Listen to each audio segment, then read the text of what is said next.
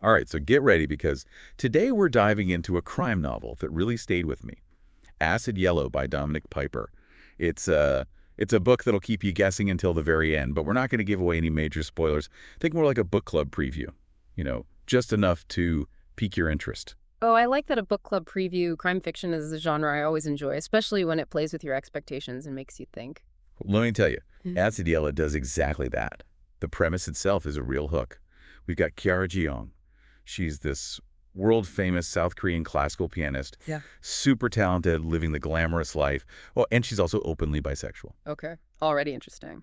But, tragically, she's kidnapped and murdered in London. Her sister Micha hires a private investigator, Daniel Beckett, to find out the truth about what happened. So a classic whodunit setup. Yeah, except there's a twist. We know who the killer is from the very beginning. Whoa, hold on. So it's not about figuring out who did it. It's Right. more about why they did it. That's a really interesting way to approach the genre. Exactly. And that's what makes this book so compelling. It shifts the focus to the characters, their motivations, and how their lives intersect. I'm intrigued already. Tell me more about these characters. Well, like I said, Kiara is a world-famous pianist. Yeah. But she's also navigating what it means to be a Korean woman in Western society and openly embracing her bisexuality. It makes you think about the pressures she might have faced and how that all ties into the events that unfold. Yeah, definitely. It adds layers to her character and makes you question whether her identity played a role in her fate. And then there's Micha, Kiara's sister. She's determined to uncover the truth behind her sister's death. She's driven, but also vulnerable, especially since she's pregnant during all of this. Oh, wow. So there's this added layer of urgency and protectiveness. It's not just about revenge, it's about protecting a new life, a legacy. Right. And of course, we can't forget about Daniel Beckett, the private investigator. He's witty, observant, and let's just say his love life gets a little messy, which ends up intertwining with the case in some unexpected ways. Sounds like there's a lot going on. I like it when authors play with those classic detective tropes, but give them a modern twist. It sounds like Daniel is more than just the typical brooding loner. Exactly. And those personal entanglements really add to the tension and keep you guessing. Plus, Preeper throws in all these red herrings and twists. Like, for example, there's this whole thing about the ransom drop-off. The location, the specific van involved, it all seems completely illogical at first. Ah, the classic misdirection. I love when authors do that. It makes you question everything you think you know. Oh, there are plenty of moments like that in Acid Yellow. Yeah. And then on top of all the mystery and suspense, Piper weaves in these bigger themes about the impact of fame and public scrutiny, especially for someone like Kiara coming from a more conservative culture. It makes you think about the pressure to maintain a certain image and the hidden costs of success. That's such a relevant theme, especially today with social media and celebrity culture constantly in our faces. You start to wonder about the people we admire from afar and what might be going on beneath the surface. Absolutely. Yeah. And then there's also this exploration of family relationships, the depths of grief, and how far we'll go to protect the people we love. Micah's determination is both admirable and heartbreaking. It raises all these questions about loyalty, morality, and what's considered acceptable when it comes to avenging a loved one. It's not just a simple whodunit. It's a story that delves into those ethical gray areas, forcing you to think about right and wrong in a whole new way. And that's what makes it so compelling. It's the human drama that unfolds amidst all the chaos. Right. And Piper does an incredible job of creating these complex characters you can't help but be invested in, even when their actions make you question their motives. Yeah. To give you a taste of his writing, I thought I'd share a short excerpt from the beginning. It's the scene where Daniel first meets Susanna, the lawyer who recommends him to Micha. You can already sense the sparks flying between them. Oh, I always love those first encounters in crime novels. You can often tell which relationships will play a bigger role as the story unfolds. Okay, here it goes. Susanna regarded him with a mixture of amusement and appraisal. Her eyes, the color of aged whiskey, seemed to hold 1,000 stories, each one more intriguing than the last. So, she purred. You're the man who solves the impossible. Whoa. That description of Susanna eyes the color of aged whiskey. It's so vivid, you instantly get a sense of her character. And Daniel, right from that brief exchange, you can tell he's up for the challenge. There's this playful energy, a hint of flirtation. You're left wondering what role Susanna will play in the bigger picture.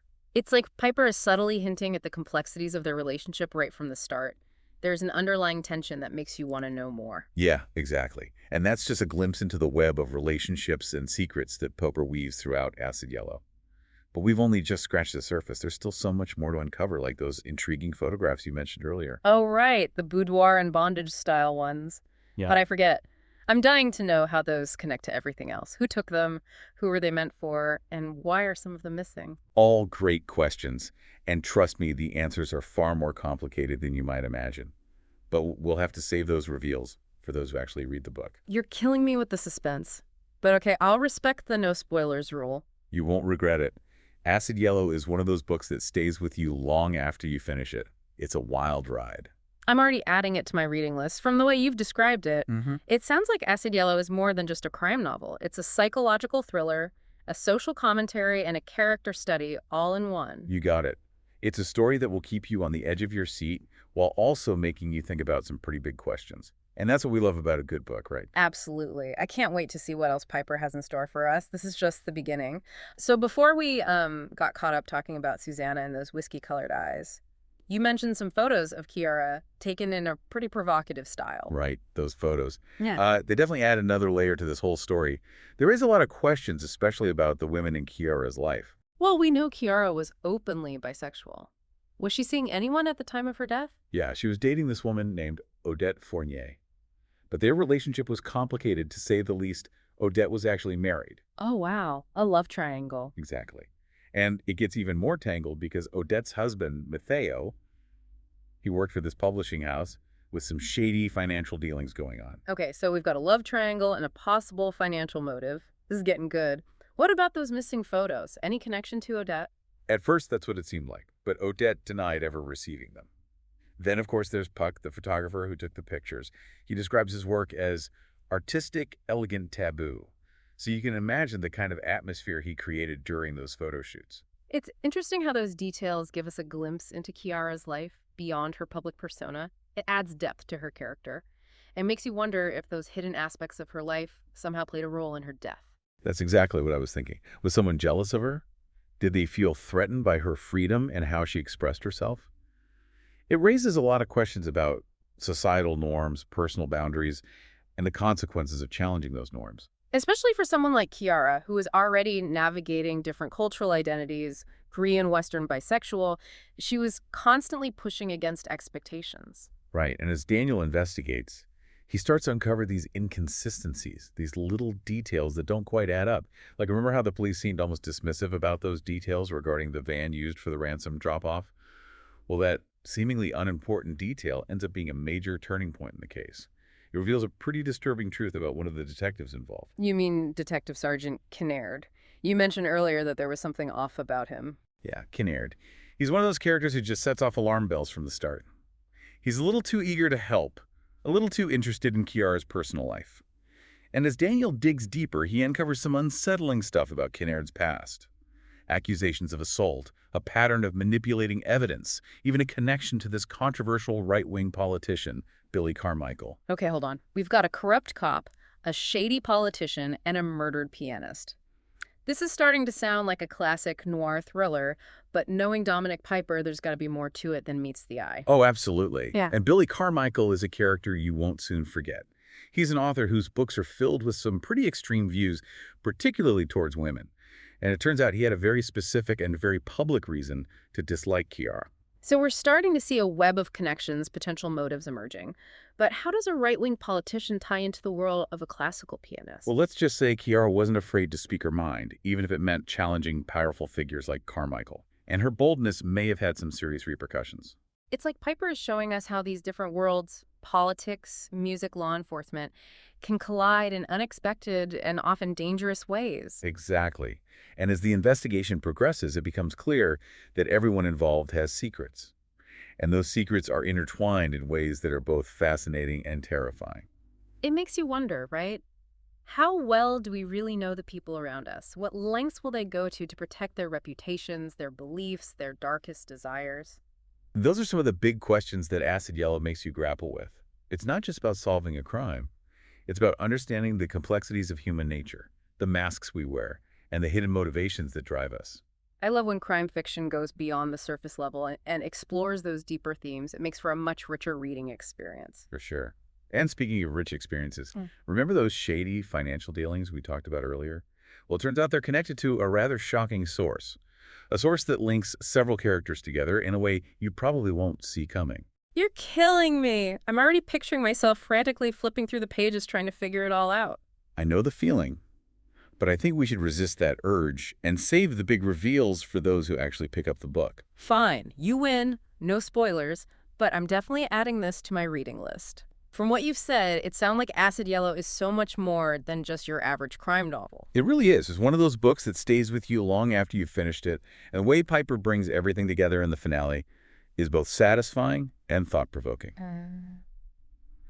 Okay, so we're back, and it's time to finally unravel all the threads of this twisted story, Acid Yellow, and believe me, the way Dominic Piper brings everything together is both brilliant and kind of unsettling. You mentioned earlier that those shady financial dealings were connected to a pretty shocking source.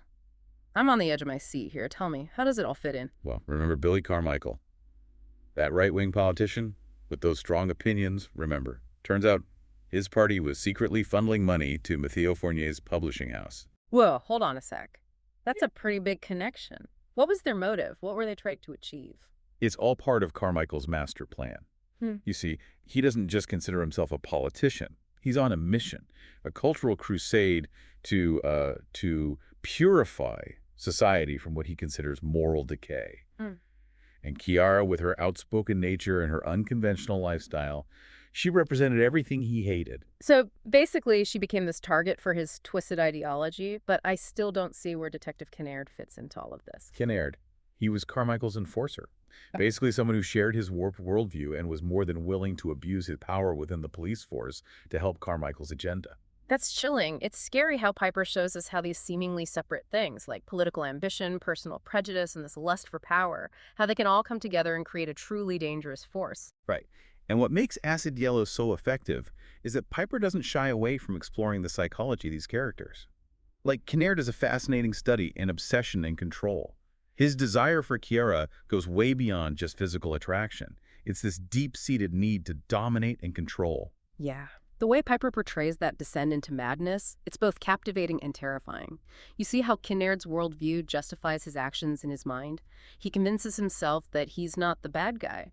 He sees himself as some kind of savior, cleansing the world of what he considers impurity. It's a brilliant but really disturbing look at the dark side of human nature and the climax of the story. The confrontation between Daniel and those responsible for Kiara's death. It's intense, a masterclass in suspense and psychological tension. You've really painted a vivid picture here without giving anything away. What would you say makes this book so thought-provoking? What's the biggest takeaway for you? For me, it's that lingering feeling of unease. You know, the realization that even though justice is served, there's still this deeper darkness that remains. Yellow forces you to confront some uncomfortable truths about the world we live in, the subtle ways that prejudice and power can silence and control. It reminds us that the monsters we fear aren't always hiding in the shadows. Sometimes they're right there in plain sight, disguised as respectable figures of authority. That's powerful. And it really speaks to the power of crime fiction to not just entertain, but to hold up a mirror to society, to show us the cracks in our systems and challenge us to face the darkness within ourselves. Well said. So if anyone out there is looking for a crime novel that will keep you guessing until the very end, while also making you think about some bigger issues, Acid Yellow is the book for you. It's a story that will stick with you long after you finish reading. It makes you question your assumptions, your beliefs, and maybe even your own role in the systems of power and prejudice that the book explores. And on that note, I think it's time to wrap up our deep dive into the world of Acid Yellow. We hope you enjoyed it and that we've inspired you to check out the book for yourselves. Happy reading, everyone!